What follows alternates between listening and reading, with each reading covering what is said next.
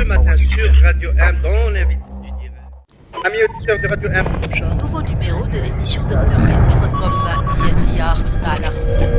Bienvenue au Café Presse Politique, c'est le... L'entretien, le grand plaisir d'accueillir René Gambi, d'accueillir ce matin sur Radio M dans l'invité du direct. Amis auditeurs de Radio M. Nouveau numéro de l'émission Docteur Bienvenue au Café Presse Politique, c'est le... L'entretien, le grand plaisir d'accueillir René Gambi, d'accueillir ce matin sur Radio M. Pour bien s'entendre, il faut bien s'écouter. Rendez-vous sur M, sur la petite radio du Grand Maghreb.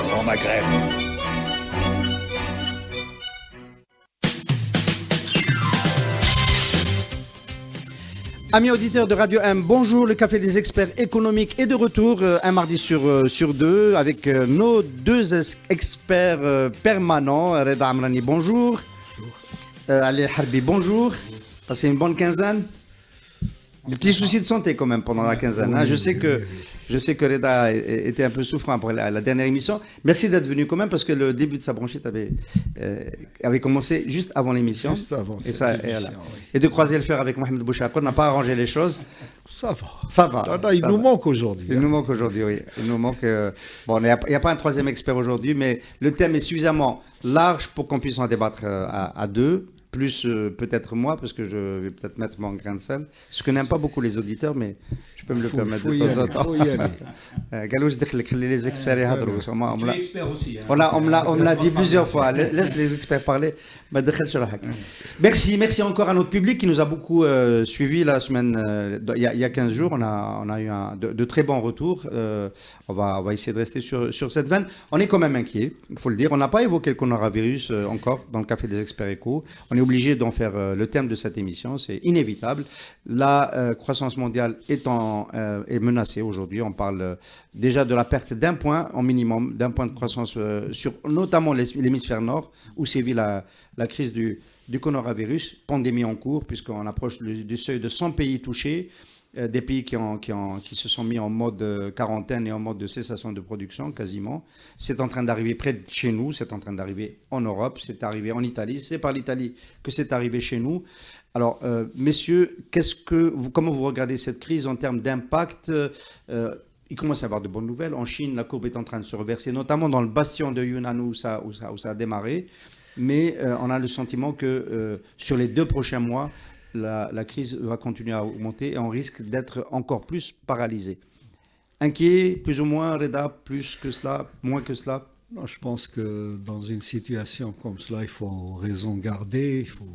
C'est conjoncturel, ce n'est pas quelque chose de structurel qui va durer des mois et des mois. Donc, selon les spécialistes, on en a pour 2-3 mois. Et il y aura une rémission, donc je pense qu'il ne faut pas paniquer comme diraient certains. Donc, alors quand on dit paniquer, tout de suite on oppose des chiffres. Hein. Il y a notamment le chiffre de la grippe saisonnière qui a emporté 6 millions tout à l'heure. Oui, 8 millions, des millions. Pourquoi on réagit différemment sur une crise? Parce que le virus n'est pas maîtrisé, on ne sait pas lui répondre. En fait, il ne faut pas oublier une chose, c'est que des coronavirus, il y en a à peu près 200. D'accord ? Donc là, on est sur un nouveau coronavirus qui est apparu donc découvert, je dirais, donc en 2019, fin 2019, et pour le moment, on ne connaît pas.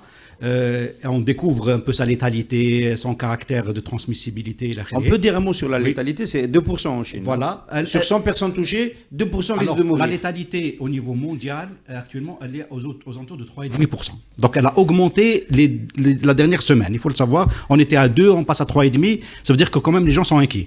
Mais ce qu'il faut savoir, c'est le caractère nouveau qui inquiète les gens. Il n'y a pas encore de traitement, je dirais, reconnu par les grands laboratoires. Donc il y a une partie économique dont on pourra parler tout à l'heure. Les gens considèrent d'un point de vue de procédure qu'il n'y a pas de traitement reconnu. Donc c'est ce caractère-là. Mais effectivement, les chiffres sont très bénins. C'est-à-dire que quand on compare en cycle annuel, hein, on n'en est pas encore là, on est juste sur un trimestre de statistiques, mais en cycle annuel, par rapport à 6,5 millions de morts de la grippe. Alors on peut comparer ensuite à autre chose. Je disais hier à un ami, on a plus de risques de mourir d'un accident de voiture d'un point de vue statistique, on a dit, certain, c'est que de certain. mourir du coronavirus, C'est hein, certain. d'un accident de la route, je veux dire, donc même si on n'est pas conducteur.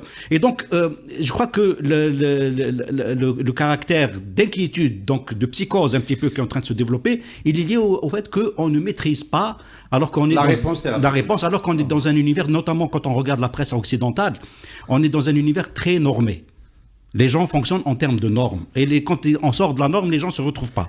C'est que aussi on est submergé d'informations. Internet, les chaînes de télévision, la presse écrite, de tous côtés, nous sommes submergés. C'est un sujet qui emballe le monde de l'information, le monde de l'audiovisuel, et donc nous sommes un peu, si vous voulez, saturés d'informations. En termes de létalité et de dangerosité, Ebola, c'est infiniment plus dangereux. Mais comme ça ne s'est pas passé dans un bassin de production, dans l'atelier du monde, Oui. qu'est la Chine, ça s'est passé en Afrique subsaharienne, l'incidence sur l'économie mondiale est infiniment plus faible. Mais si on devait raison garder, on est à peu près dans des scénarios semblables. C'est-à-dire que ça ne peut pas toucher énormément de monde in fine. Bon, le fait Question, que- hein, c'est pas une affirmation. Oui, le fait, c'est que ça a touché le bastion de la manufacture du monde. Aujourd'hui, c'est la Chine qui est la manufacture du monde. Dès que la Chine tousse, toute l'économie actuellement a la bronchite. Aujourd'hui, la Chine, si vous voulez, dès qu'elle a été touchée, c'est déjà 4 millions à 5 millions de barils de pétrole par jour qui sautent du marché. La Chine consomme 11 à 12 milliards, 14 millions de barils jour. Elle en produit 3 millions et demi et elle ne consomme plus aujourd'hui. Elle n'achète plus à l'extérieur que 7 millions de barils par jour au lieu des 11. Donc déjà, le reste du marché aussi, si on parle globalement avec cette crise, il y a 19 millions de barils par jour qui ont disparu, qui ne s'achètent plus. Donc on a une crise, si vous voulez, sur le plan du pétrole. On a une crise sur le plan manufacturier. La Chine, cette année, c'était une période de rémission, ils devaient descendre à 5,5% de croissance annuelle de leur PIB. Eh bien, les gens annoncent maintenant, la CNUSED annonce, je crois, 5 ou moins de 5. L'OCDE affiche 4,8% de croissance pour la Chine. Ça veut dire, comme c'est la Chine qui donne le là pour le reste de l'économie mondiale, ça veut dire l'ensemble de l'économie mondiale va subir ce contre-coup et donc il y a une baisse systématique sur les économies des pays développés et en conséquence aussi sur les pays en voie de développement comme le nôtre. Alors, Leda, tu nous as offert une transition en parlant de la consommation d'hydrocarbures de la Chine, qui a évidemment impacté le reste de la demande mondiale. Est-ce que... l'accélération des événements de ces dernières 24 heures est tout à fait inattendue. Est-ce que, dans un cycle normal, on peut imaginer que la reprise de l'activité en Chine, qui devrait rebondir dans les semaines qui viennent, c'est là, on peut le rappeler, que la crise a commencé. Donc, cycliquement, c'est là où elle se termine avant le reste du monde. Est-ce qu'on peut imaginer une relance de la demande chinoise avant la fin du premier semestre? Je crois qu'il faut tenir compte d'un paramètre, c'est une corrélation entre les différentes zones mondiales de production. Parce qu'on ne peut pas raisonner d'une manière en silo. C'est-à-dire qu'on voit bien qu'aujourd'hui, on a eu un ralentissement de la Chine. Ensuite, on voit bien qu'il y a aujourd'hui un impact d'abord sanitaire sur l'Italie, la France, l'Espagne. Ce qui est assez critique parce que en termes de manufacture, quand même, ce sont 3 pays où il y a une activité industrielle assez importante et ça vient dans un temps décalé. Et donc ensuite, ce temps décalé-là va ensuite réimpacter la Chine une deuxième fois. Et c'est pour cela que c'est pas un phénomène de silo. On peut pas dire la Chine a été malade et a été en confinement, je dirais, pendant un certain temps, et puis d'une manière isolée du reste du monde, elle va reprendre. En fait, on a ce risque-là de cycle qui fait que d'un point de vue économique, ce n'est pas évident que la reprise se fasse parce que la Chine est en rémission. Effectivement, en Chine aujourd'hui, les statistiques le montrent, on a à peu près les chiffres ne sont pas tout à fait, entre 70 et 70% de niveau de rémission. Donc, ça veut dire que les gens sont en train de guérir. Là, on parle du virus. Du virus, oui. Ça veut dire qu'il y a une perspective d'issue positive de la crise du coronavirus. Ça veut dire que l'activité va redémarrer. Mais elle ne peut pas redémarrer si le reste du monde Ne commande plus. ne commande pas non plus, parce que les gens sont en ralentissement. Et donc, on voit bien que c'est assez complexe. C'est pour ça que moi, je ne pense pas qu'on puisse tirer des plans sur la comète réellement sur le court terme. On ne peut pas dire que ça va redémarrer dans 1 mois ou 2 ou 3 mois. D'ailleurs, l'anticipation des marchés financiers dans le monde sur un long recul de l'activité sur 2020 est là pour montrer que la lecture des financiers, c'est une lecture plutôt pessimiste. Et je voudrais rajouter une chose, il y a un point sur lequel pas perdre de vue, c'est de l'impact financier pur. C'est-à-dire que les entreprises ne peuvent pas se croiser les bras pendant 3 mois en attendant que l'activité redémarre. Il y a des gens qui vont D'où cette fermer. mesure surprenante, pour rester sur le macro et le mondial, de la banque de la Fed qui a fait une augmentation de 25% de points de base sur le taux directeur américain, alors que ce n'était pas du tout attendu. Et ça a eu l'effet de paniquer encore plus les marchés, parce que ça signifie que la lecture de la banque de la réserve américaine est une lecture très pessimiste de la situation. La Fed a toujours eu, au cours des 15 dernières années, une attitude financiariste et non pas une attitude de développement, de relance de l'économie. Toujours, c'est Wall Street qui dirige la Fed et non pas la Fed qui dirige Wall Street. En l'occurrence, là, c'est presque Trump qui la dirige. Parce que Mais Trump, c'est un homme d'affaires, c'est l'homme de Wall Street. a interpellé le président de la Fed pour qu'il réagisse Oui, avant l'effondrement de l'activité. C'est Wall Street qui dirige, c'est les financiaristes, c'est les Chicago Boys. Donc on est dans une situation tout à fait spécifique. La réalité, c'est que l'année 2020 était une année, si vous voulez, de baisse prévue de l'activité économique. On voyait la baisse de la croissance de la Chine et qui allait entraîner celle des pays du sud-est asiatique qui sont les plus proches. Donc on savait que cette année, c'était une année de rémission. Et donc elle est accentuée par cette crise du coronavirus. Mais en fait, elle touche tous les éléments. Et elle touche l'ensemble de l'économie mondiale. Et elle ne touche pas seulement une activité. Toutes les matières premières se sont effondrées. Vous voyez l'acier, les non-ferreux, vous avez les matières premières de la chimie de base, tout s'est effondré.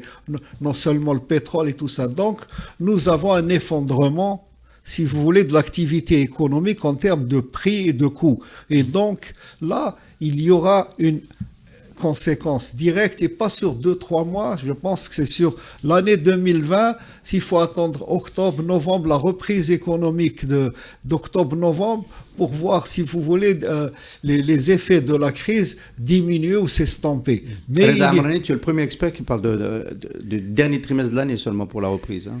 Oui, mais c'est la réalité, parce que la réalité, il y a une rémanence dans l'activité économique. Regardez les industriels. Pour la remise en route. Pour s'approvisionner ou pour soit s'approvisionner, soit profiter de l'aubaine de la baisse des prix des matières premières, des intrants. Donc, pour anticiper tout cela, ils ont besoin de 3-4 mois. Ce n'est pas des choses qui se font en 24 heures. Évidemment, on est dans un risque de pandémie. L'OMS en parle sérieusement. Il n'est pas question de dédramatiser. Mais est-ce qu'il n'y a pas quand même des lobbies qui ont intérêt à ce que la perception de la crise soit encore un peu plus dramatique, pour que, je pense notamment à la réponse thérapeutique et aux enjeux de laboratoire, on y a fait allusion, dire il faut maintenir le monde en quarantaine, le temps de trouver une réponse thérapeutique qui va permettre à celui qui l'aura, on parle de laboratoires européens qui seraient plus en avance que d'autres, pour essayer de remédier, voire même de produire un vaccin. Est-ce qu'on peut imaginer que des lobbies fonctionnent de la sorte parce qu'il y a de gros choix à gagner derrière? Je pense que c'est incontournable. C'est inévitable que dans ce contexte-là, des acteurs économiques essaient de tirer leur épingle du jeu. Je crois que c'est tout à fait normal que ça se passe comme ça. C'est peut-être pas très moral du point de vue humain, je dirais, mais d'un point de vue business, c'est comme ça que ça se passe. Il n'y a pas un cynisme à ce point-là, il ne faut pas exagérer. C'est bien. Il y a eu une expérience sur le virus des oiseaux qui est apparu, mais là, il y a eu une réaction rapide.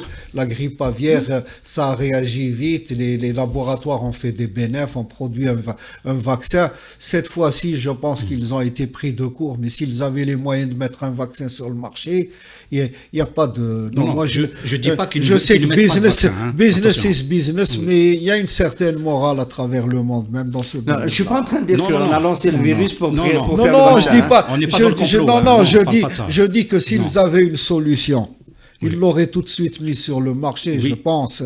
Et là, ils ont été pris de court et pas plus, parce que c'est des gens aussi qui aiment faire de bonnes affaires.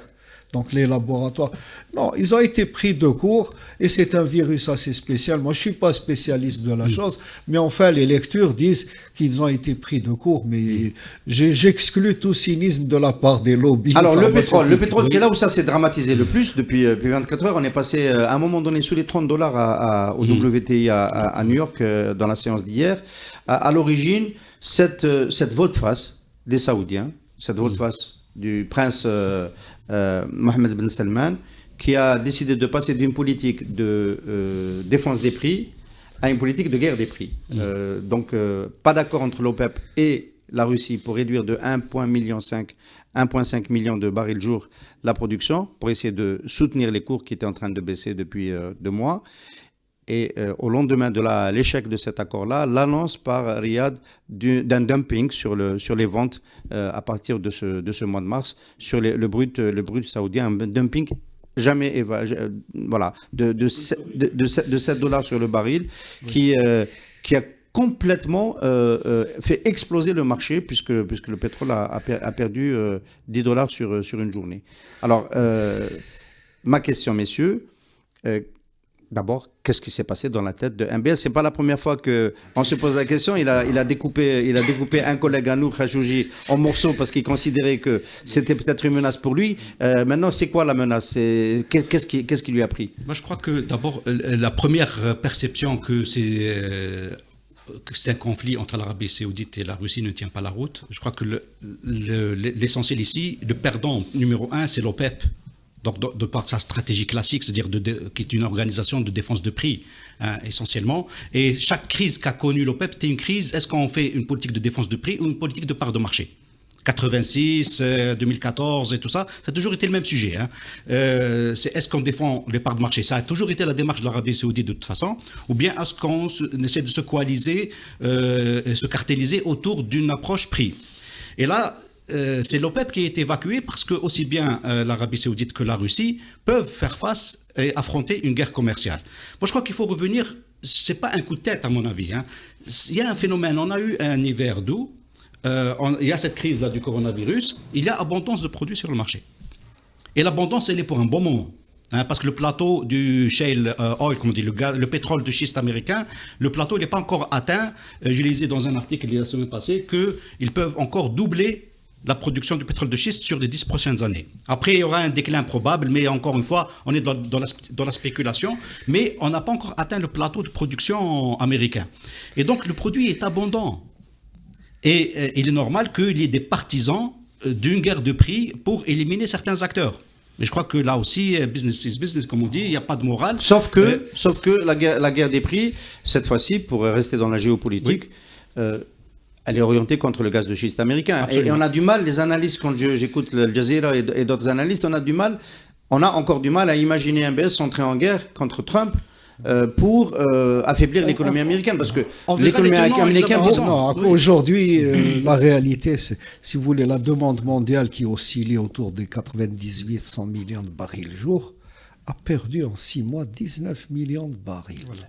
C'est ça la conséquence réelle. Mais en général, dans ces cas-là, on essaie de réduire la production pour s'adapter. On ne fait pas l'inverse. Mais on peut réduire lorsqu'il y a 3 ou 4 millions de barils qui se perdent sur le marché. Mais vous avez 19 millions, je vous ai donné le chiffre, la Chine qui enlève 4 millions, les autres acteurs aussi, et l'OPEP n'est plus le cartel. L'OPEP, qu'est-ce qu'elle donne? Elle maîtrise 34-35 millions de barils par jour, l'OPEP.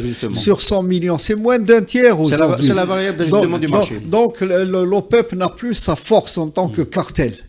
Et donc, les gros producteurs, États-Unis, Russie et Arabie Saoudite, jouent leur jeu en termes de part de marché et aussi la maintenance de leur outil de production.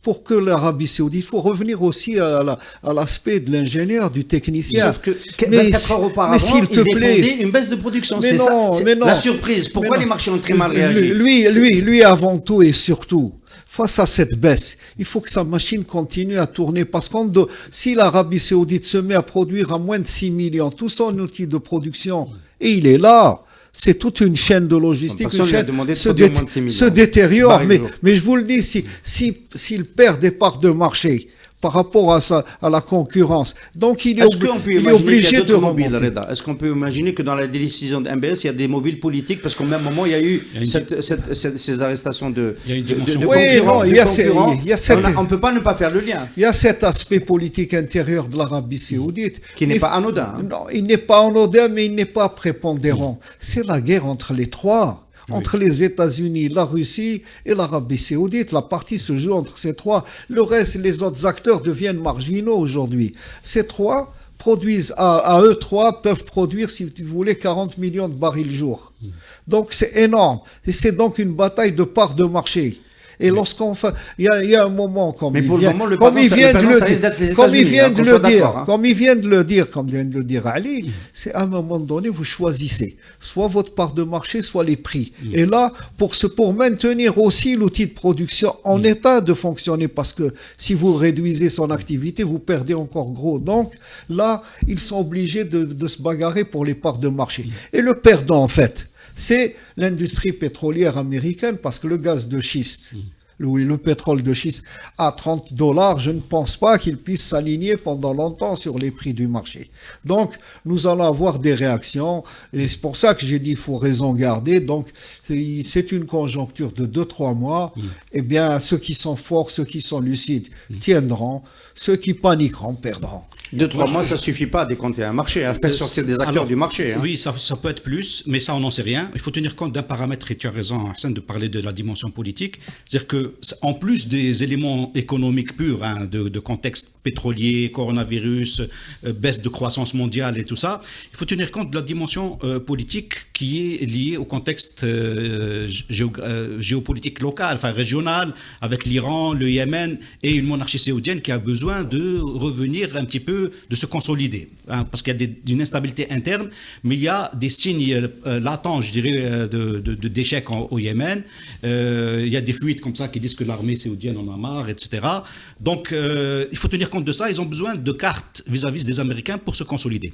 Ça va se finir par un accord amiable. Parce qu'ils sont globalement dans un accord de stratégie globale, donc dans le cadre des solutions au Moyen-Orient qui se dessinent et tout ça. Mais aujourd'hui, c'est une guerre entre amis, si vous voulez, qui se dessine. Et l'inconnu en réalité, et c'était encore l'inconnu, ou plutôt c'était déjà l'inconnu en 2014, c'est quelle est la résilience du schiste américain, du pétrole de schiste. Là, en 2014, on avait fait une tentative à 45 aux alentours pour dire est-ce que le pétrole de schiste peut tenir des cours entre 40 et 45. Il s'avère que oui, il peut tenir des cours, notamment par des injonctions, des reprofilages de dettes et tout ça, que l'appareil américain de production a tenu le coup globalement. Il y a eu plusieurs faillites, évidemment, des consolidations et tout ça. Mais Et puis après, il a bénéficié de la remontée des cours à partir de l'accord d'Alger de fin 2016. Le secteur du pétrole de schiste américain a tenu le coup. Aujourd'hui, est-ce que ce pétrole de schiste-là va tenir le coup à 30? Et ça, c'est une inconnue, on n'en sait rien. Des gens, je lisais, je crois que c'était Financial Times ou je sais pas, ou Bloomberg qui avait fait un papier pour dire que est-ce que l'hypothèse des Saoudiens c'est 20? Est-ce que les Saoudiens sont en train de mettre une hypothèse à 20 pour voir si le pétrole de schiste américain va tenir le coup? Et après, ça va se terminer autour d'un dîner. C'est-à-dire qu'on va renégocier des considérations politiques et puis on va avoir une sortie de crise parce qu'à un moment donné, ça va se traiter au niveau politique et pas seulement au niveau économique. Est-ce que le gaz de schiste va tenir, américain va tenir le pétrole de schiste, évidemment dérivé de l'exploitation du gaz de schiste, va tenir à $30 le baril pendant longtemps? Est-ce que l'Algérie va tenir à $30 le baril, messieurs? Non, l'Algérie est surtout un pays gazier. Il faut voir. Enfin, le principal. Oui, le 1 million de barils, à 850 000 barils jour, oui, c'est quand même une partie des revenus qui est importante. 1 million de barils jour. Il y a des gens sur la traque qui ne sont pas d'accord avec cette approche. Ils considèrent que le gras, il est d'abord dans le pétrole. Oui, le gras, il est dans le raffinage. Dans le raffinage et la pétrochimie, on n'a pas assez de gras dans ce domaine-là, on n'a pas assez investi. Est-ce que vous pensez que la question du marché pétrolier, est-ce que vous pensez que MBS a consulté Tebboune sur la politique des prix? Soyons sérieux. Non, c'est une question sérieuse. Non, soyons Bah, il était sérieux. chez lui la semaine dernière, Ah ouais, avant mais cette volte-face. Je ne pense pas qu'MBS ait ce genre Sur quoi, alors? Il a consulté disposition. sur les coups d'État, sur le risque de coup d'État? Il a des préoccupations internes parce que on est en pleine succession au régime et vous savez que le régime saoudien est très complexe, toute cette descendance. Mais c'est des sujets de qu'un roi président Ben algérien Saoud. connaît bien. Oui, Tout ce qui est souci interne, succession.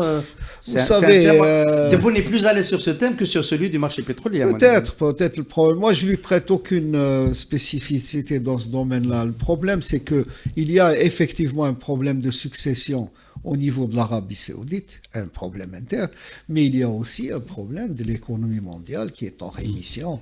Et c'est face à cette rémission qu'il faut qu'ils agissent. Donc, c'est cet élément-là qui est le plus important. Je vous ai dit, c'est la perte de ces 19 millions de barils jour sur le marché, c'est ce qui impacte le plus, en fait. Mais quels sont les spécialistes qui peuvent dire combien va durer cette rémission? Alors, quand est-ce qu'on va reprendre l'activité économique avec une croissance qui reprenne? C'est ça l'inconnu. Et là, alors, le scénario maintenant, je ne sais pas si vous êtes d'accord, messieurs les experts, avec ce scénario, c'est qu'on est dans un contexte de crise mondiale ponctuelle qui peut prendre un trimestre, peut-être un peu plus, on n'en sait pas grand-chose, mais c'est une crise, recul de l'activité. Mais la partie de cette crise qui nous intéresse, qui intéresse l'Algérie, celle de ses revenus extérieurs, c'est-à-dire les exportations d'hydrocarbures, risque d'être plus aiguë. Cette crise risque d'être plus aiguë.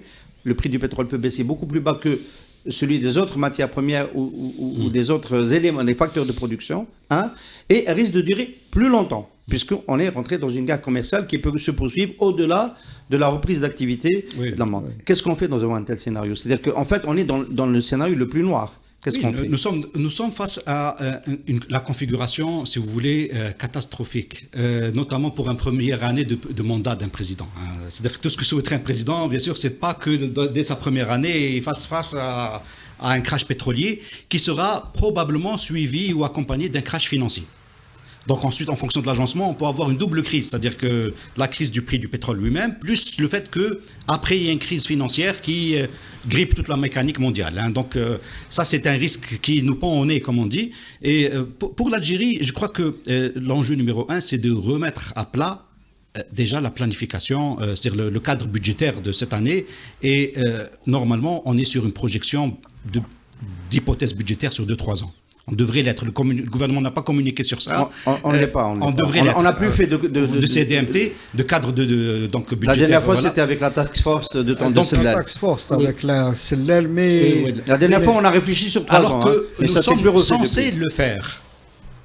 Nous sommes censés le faire, on ne le fait pas. Donc nous sommes en défaut, donc le gouvernement est en défaut sur ce sujet-là, mais je crois que dans les couloirs, il y a des prévisions qui se font sur 2 ans, même si ce n'est pas annoncé sous forme formellement de cadre budgétaire moyen terme.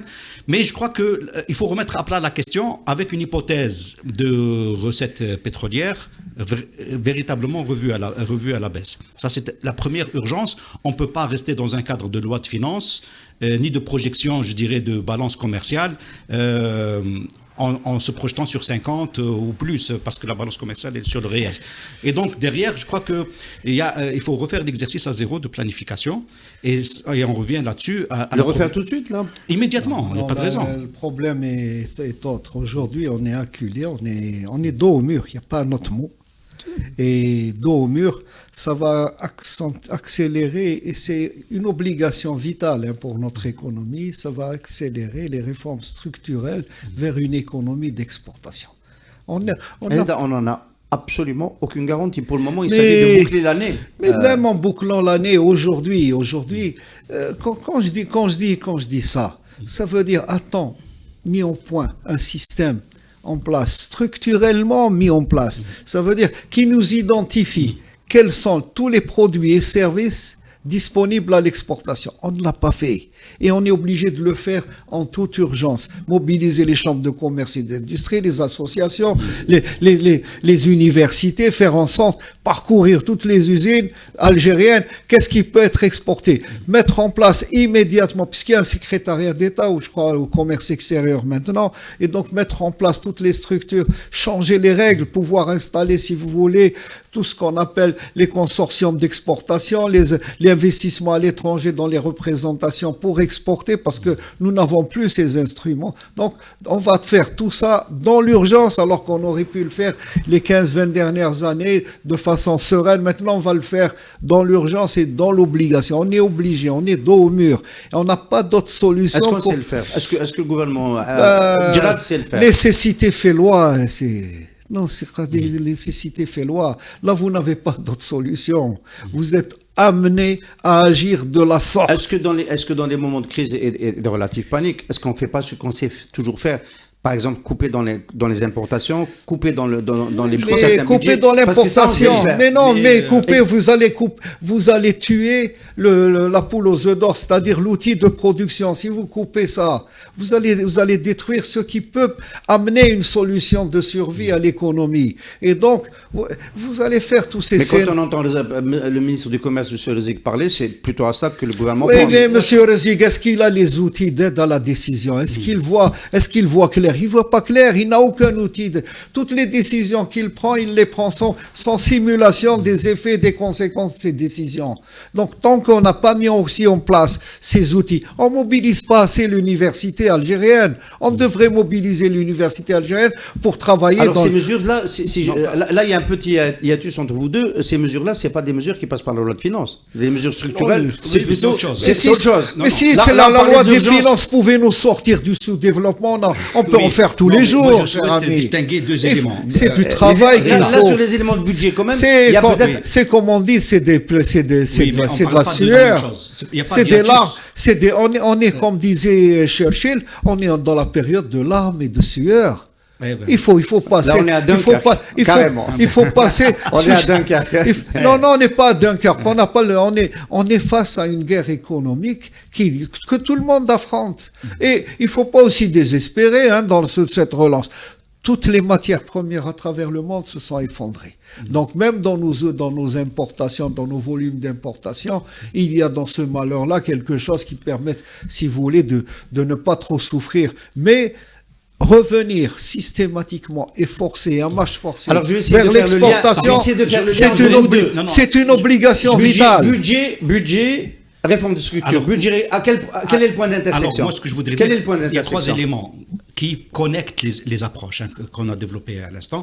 Il y a des éléments de connexion. C'est-à-dire qu'il faut distinguer le temps court de la réaction d'urgence du temps moyen. Parce que les réformes, moi, j'adhère totalement à ce que disait Reda, mais il faut savoir que l'impact, le résultat des réformes structurelles, c'est sur un cycle de 4 à 5 ans. Alors, quel est le lien, justement? Le lien, c'est que d'un côté, ce gouvernement-là, s'il veut faire œuvre utile, d'un côté, il est obligé de prendre des mesures de court terme, pour la simple raison, c'est qu'on ne peut pas dépenser l'argent qu'on n'aura pas, qu'on n'a pas et qu'on n'aura pas. Donc, il faut arrêter, et une politique de rigueur budgétaire et d'austérité, carrément, il faut le dire, va s'imposer de fait. Ensuite, effectivement, il faut engager... Elle n'est pas prévue dans la loi de finances 2020. Et voilà, c'est pour ça que je dis qu'on met une croix sur la loi de finances 2020. Et on va très très vite à une loi de finances complémentaire. Ça, c'est d'un côté. D'un autre côté, il faut engager des réformes structurelles. Mais quels sont les éléments de démarrage, de levier par lesquels on doit commencer tout de suite? Parce que les états, les diagnostics, tout ça, beaucoup de choses ont été faites auparavant. Qu'est-ce qui a bloqué les réformes qui ont été interrompues, rappelons-le, en 2007, qui étaient déjà engagées? Je ne parle pas des réformes, je ne reviens pas à 91, etc. Je ne vais pas refaire l'histoire des réformes en Algérie, mais à chaque fois, on a bloqué des réformes qui étaient engagées. Soit à l'époque Hamrouch, il y a eu des réformes qui devaient être engagées sous Yahya 97, donc qui ont été passées à la trappe. Il y a eu des réformes qui devaient se passer en 2007. À l'époque, c'est le FMI qui nous les a fait faire. Mais ce sont quand même des réformes. Oui. Non, c'est le FMI. Mais ensuite, dès qu'il y a eu... C'était dicté par un agenda. Dès qu'il y a eu quelques dollars de plus dans la cagnotte, on les a zappés. 2007 aussi, on a interrompu de facto des réformes. 2015, 2016, on a bien vu la task force, comment elle a été mise au placard. Le NMCE et tout ça a été mis au placard. Et donc aujourd'hui, on constate que l'économie algérienne a développé des tabous. Et si on ne lève pas ces tabous-là tout de suite, on ne pourra pas engager les réformes structurelles. Premier tabou, c'est celui de l'endettement. Parlons des choses, c'est-à-dire des choses directes. Il faut qu'on règle cette histoire de tabou de l'endettement. On doit pouvoir s'endetter. Prioritairement, c'est des projets économiques, des remboursables, qui ont une logique économique pure. je m'endette, je crée quelque chose qui Et on va... sort ça du bilan de la comptabilité nationale. D'un côté. Le deuxième tabou, il est lié aux IDE. C'est pas des endettements, c'est des IDE. Et là aussi, on a plusieurs couches de tabous. Le dernier, avec l'épisode Danone, je vais pas commenter, parce que ça, c'est une affaire qu'il faut traiter à part. Mais avec tout le discours anti-IDE et la Avant lui, il y a eu le président hollandais de Ooredoo qui a été mis dans l'avion Manu Militari, qui contribue aussi. Comme on n'a pas les éléments de détail, moi je veux pas m'avancer là-dessus, mais je dirais que le climat, il y a un tabou IDE aujourd'hui qui est en train qui bloque. Nous avons un troisième... Les subventions, j'imagine que c'est à ça qu'on va arriver. Tabou subvention. Donc ciblage des subventions, tout ça, c'est un débat qui est aussi occulté, parce qu'on a dérivé aujourd'hui avec l'histoire du lait. On a dérivé, on a détourné le débat et on parle plus de la refonte du cadre de subvention. Il y a un autre tabou qui est très important, qui est celui du rôle du privé dans l'économie nationale. Parce que là aussi, on a un discours ambiant anti-privé, parce que c'est partiellement justifié. On a tout donné au privé, on a eu l'oligarchie. Oui, voilà, donc, il faut arrêter. Donc je pense qu'il y a un tabou aussi par rapport au rôle du privé en Algérie. Et derrière... On a tout donné au privé. Oui, bon, on peut être pas d'accord là-dessus. Je suis un privé, j'attends une fréquence voilà. FM à Radio M. Je voudrais juste finir depuis 8 ans. Sur les tabous on n'a pas tout donné au privé, oui. L'autre tabou est lié à la convertibilité du dinar. Parce que là aussi, c'est un sujet tabou. On met de l'ordre un peu dans ce que tu as dit, parce qu'il y a beaucoup de choses. Mais le court terme, parce que il y a beaucoup de choses intéressantes, effectivement. La question, c'est pourquoi les réformes, le début de ton développement, Ali, c'était pourquoi les réformes, à chaque fois, étaient bloquées. C'est parce qu'il y a des tabous. En fait, il y a des problèmes politiques. Il n'y a pas de consensus. Absolument. Il n'y a pas de consensus pour engager la preuve. Il n'y a même pas de consensus sur ce plateau et je m'en réjouis. Et à chaque fois, il y a eu un blocage politique. Le court terme le plus court, qui serait à la fois des mesures budgétaires d'urgence et le début de réforme, ce serait quoi? C'est-à-dire quelque chose qui assure le solde du budget à la fin de l'année, qui le protège un petit peu, parce qu'il va être négatif, c'est clair, et qui en même temps prépare l'avenir. Ce serait quel type de mesure? Non, aujourd'hui, faire de l'activité productive, faire de l'exportation n'est pas lucratif. Donc il faut immédiatement... Distorsion de prix. Il y a une distorsion des prix des facteurs de production. Non, il n'y a pas, ce n'est pas lucratif. Vous ne gagnez pas d'argent en investissant dans l'activité productive. Vous ne gagnez pas d'argent aujourd'hui en exportant parce que vous avez des activités concurrentes et parasitaires qui vous rapportent 10 fois plus. Reda, je vais t'énerver au chalet. Oui, s'il te plaît, vas-y. Je vais t'énerver tout de suite. Le professeur Raouf Bouskin, qui était un des membres de la task force nous dit ce matin dans Liberté, les deux clés de la réponse rapide à la crise monumentale qui nous pond au nez, c'est réduire les dépenses. Ça, en règle générale, on sait faire, mais même si c'est devenu compliqué. Et l'autre solution, c'est la dévaluation du dinar. Quand tu dis que c'est plus facile d'importer que de produire en Algérie, c'est pas lucratif de produire en Algérie, est-ce que, question directe, Reda, d'évaluer le dinar, c'est pas une incitation à produire en Algérie?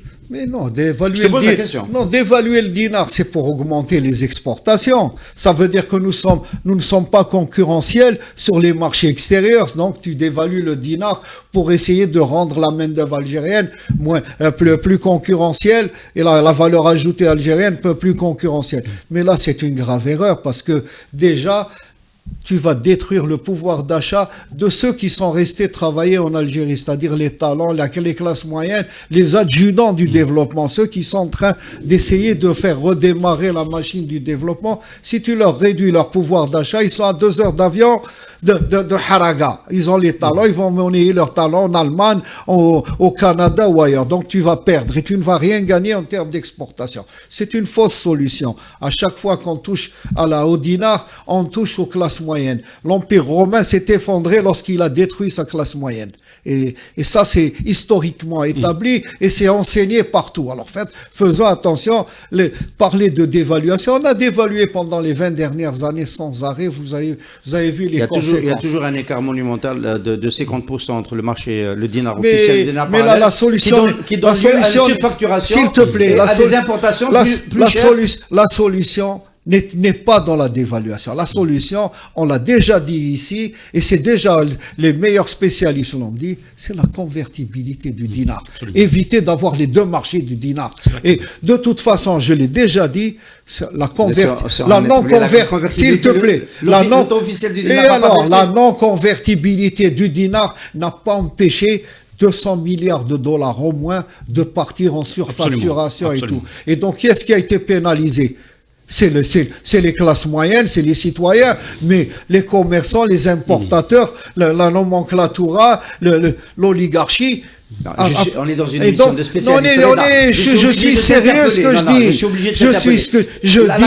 dis. Il faut aller à la convertibilité. Ne va pas conduire à une dévaluation de sa valeur officielle. Même si elle va aller, même si elle donnera lieu. Et on va nous faire perdre même si elle aura lieu à des perturbations en Algérie. Mais non, s'il te plaît, même si elle donnera lieu à quelques perturbations pendant la phase de mise en place de cette convertibilité, par la suite, les choses reviendront à leur truc et nous aurons un seul marché du dinar. Nous n'aurons pas une raison de surfacturer et de ramener ces devises pour les replacer sur un marché pour faire du 40 à 50% de plus-value. Donc c'est plus radical comme réforme. Ce que tu proposes est plus radical. Non, elle est plus radicale, elle est nécessaire, elle est vitale. Elle est vitale aujourd'hui. Ce n'est pas la dévaluation, c'est la convertibilité. Dit comme ça, c'est différent. Mais je vous le dis, elle est vitale. Et là, vous verrez qu'on reviendra à des équilibres et on reviendra à une situation économique normalisée. Le gouvernement Djerral, on imagine une seconde que la faiblesse d'un tel attelage, Djerral, engoncé dans les barbouzeries depuis 3 mois, peut engager une réforme de cette dimension. Pourquoi pas? C'est la période de grâce. Il faut qu'il profite de la période de grâce et qu'il y aille. C'est en période de grâce où on prend les décisions les plus radicales et les plus salvatrices pour l'économie, pour la population et pour les citoyens. Oui, moi je rejoins ce que dit Reda maintenant, parce qu'effectivement, d'abord on est d'accord sur la question de la convertibilité, mais je crois qu'il aurait fallu, justement, on en avait parlé dans une émission précédente, que le plan d'action du gouvernement, au lieu de faire tirer des plans sur la comète sur 5 ans, sur des horizons lointains, dire très exactement ce qu'il va faire dans les 3-4 mois qui viennent. Et par des mesures très concrètes, aussi radicales soient-elles, en bénéficiant de la période de grâce. Après, on ne sera plus dans le sujet parce qu'on est censé avoir des élections législatives et on attendra un nouveau gouvernement. L'impression que j'ai, c'est que ce gouvernement croit ou pense qu'il va être reconduit. Mais je ne sais pas, c'est un point d'interrogation pour moi.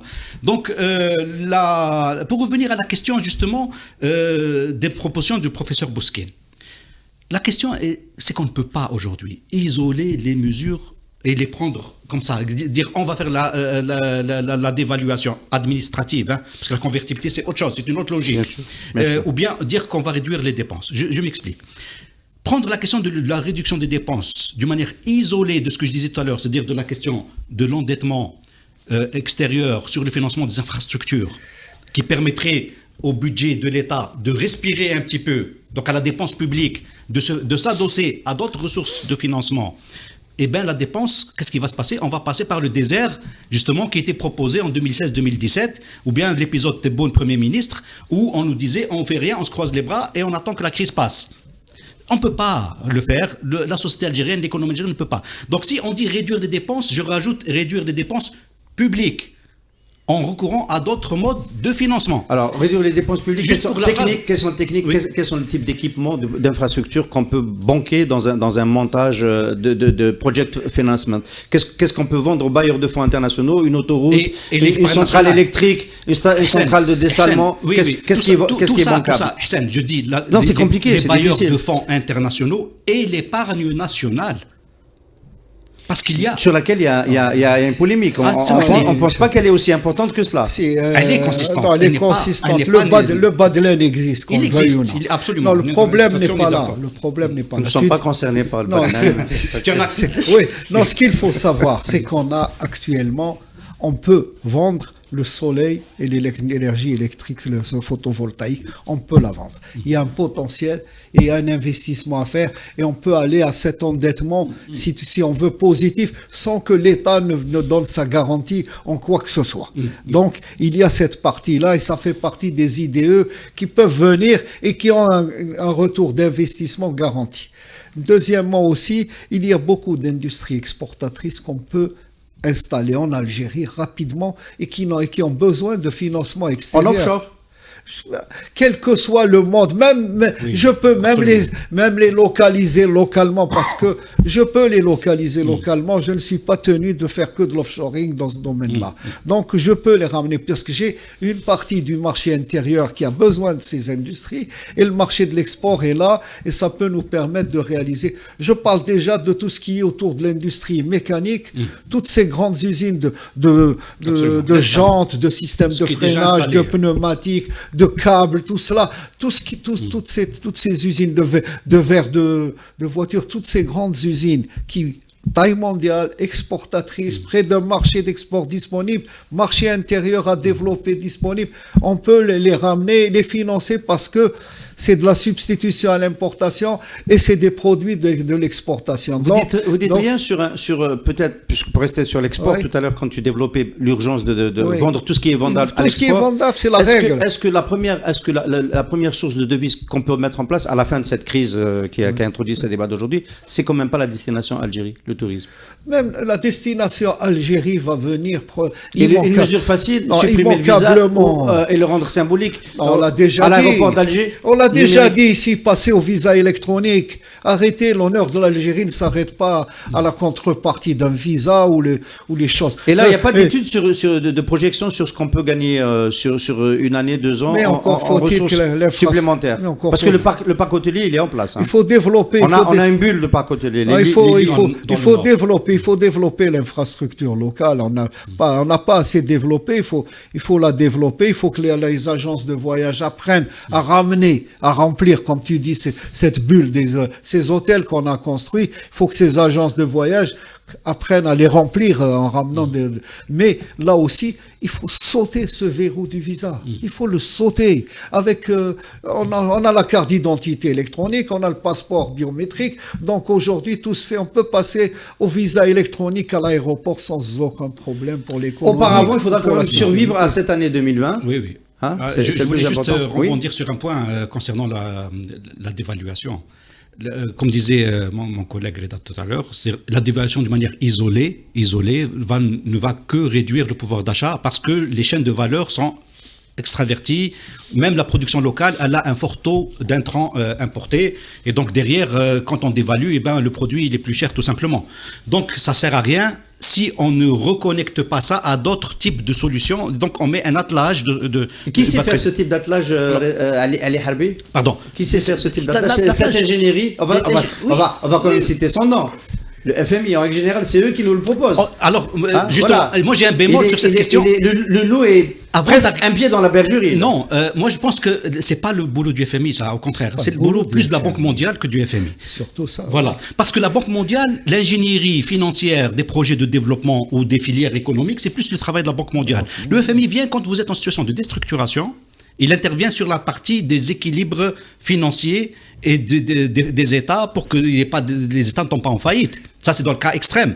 C'est un fonds monétaire qui agit sur la dimension monétaire.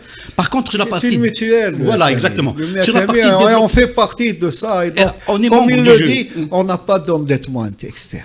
On n'est pas s'il te plaît, on n'est pas en cessation de paiement. C'est pas la situation. D'autre part, nos finances internes ne sont pas dérivées. On n'a pas une inflation à 10, à 2 ou 3 chiffres. On a une inflation de 2 à 4%. Elle est réellement entre 2 et 4%. Donc sur ce plan-là, on n'a pas besoin d'aller au FMI ou d'exiger. On n'a pas besoin d'aller au club de Paris ou au club de Londres pour renégocier. Ma question, c'était pas celle-là, ma question, c'était l'ingénierie de réforme qui ne soit pas des mesures en silo, pour reprendre l'expression d'Ali, et donc qui puisse générer, on va dire, une nouvelle économie, tourner vers l'exportation. Cette ingénierie-là, je suis désolé, avec Beled Abdeslam, quand il était là, c'est de ça qu'on parlait.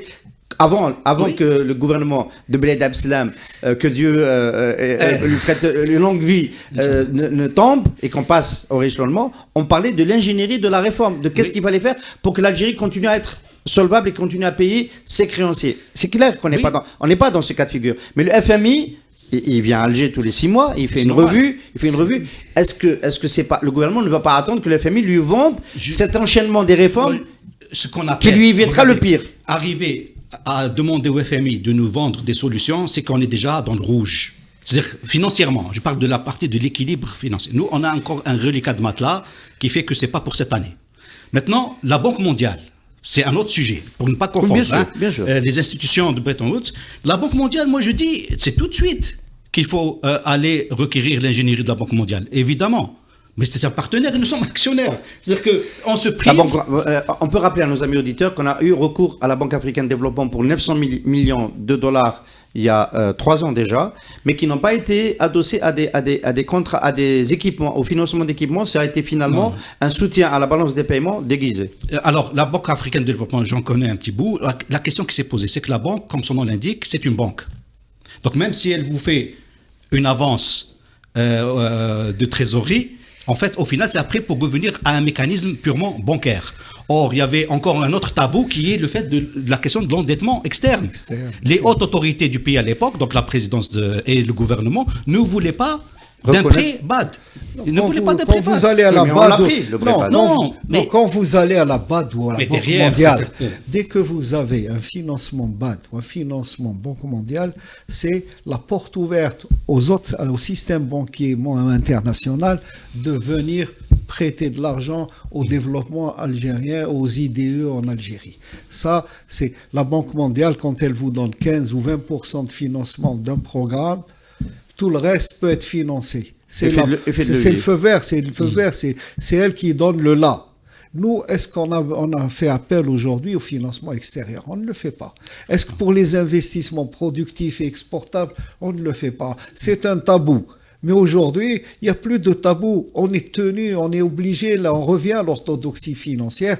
On ne va pas prendre un investissement productif qui a une durée de retour de 5-7 ans et vouloir le financer totalement par le trésor ou par l'argent algérien. Là, c'est normal qu'on fait appel aux banques algériennes ou aux banques étrangères parce que c'est des ressources longues et des taux de retour d'investissement assez longs. Donc, il y a économiquement, quel que soit l'endroit sur la planète, ce type d'investissement se finance par le système bancaire. On a bien noté, on revient à l'orthodoxie là aussi. On a bien noté cette première salve de mesures qu'il s'agit de prendre court terme, loi de finances rapidement, engager les réformes structurelles, tourner vers l'exportation et s'inscrire, ne pas lever les tabous pour pouvoir engager les réformes. Tout ça est quand même très connecté à un management, à une gouvernance politique. De notre convertibilité du dinar. Convertibilité du dinar pour répondre pour s'ajuster. Voilà, absolument. Et nous nous rendons bien compte que avec la configuration actuelle du politique, nous n'y sommes pas encore tout à fait, en dépit du fait que la nécessité fait loi. On peut être tout à fait d'accord avec Reda. Amrani, messieurs les experts, merci beaucoup de nous avoir éclairés ce mardi dans 15 jours, en espérant que d'ici là, on n'aura pas à reparler autant de la crise du coronavirus. C'est comme ça. Merci. Merci beaucoup. Merci. Pour bien s'entendre, il faut bien s'écouter. Rendez-vous sur M, la petite radio du Grand Maghreb. Amis auditeurs de Radio M. Nouveau numéro de l'émission Docteur M.